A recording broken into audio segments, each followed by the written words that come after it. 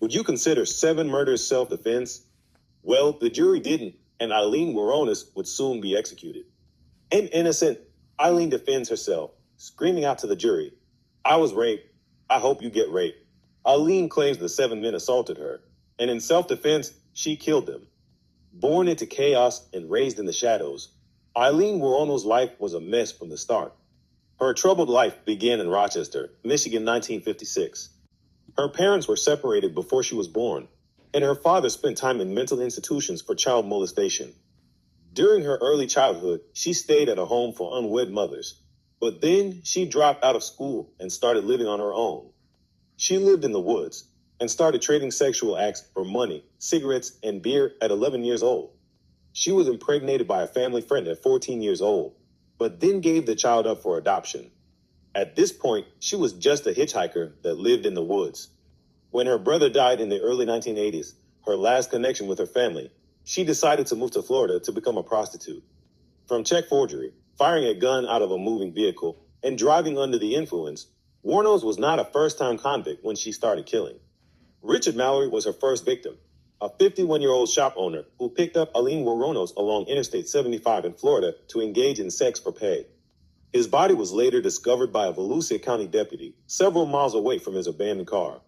He had been shot multiple times in the chest. Soon after that, the nude body of David Spears was found, shot 6 times in the torso.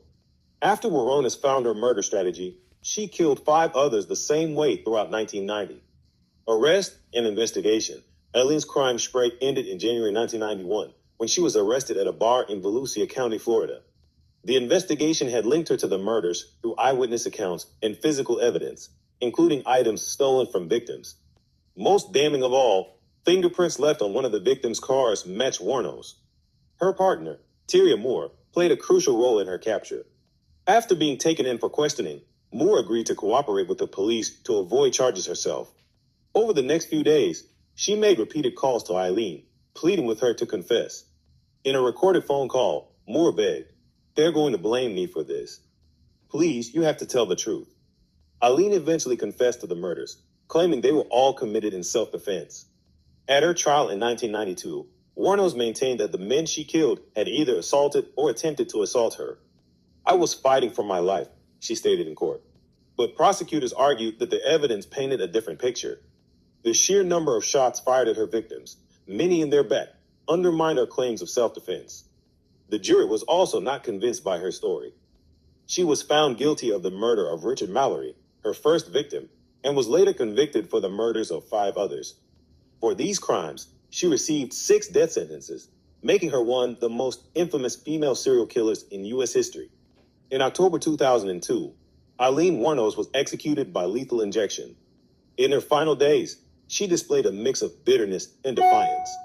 Her last words were, "I'm sailing with the rock, and I'll be back like Independence Day with Jesus."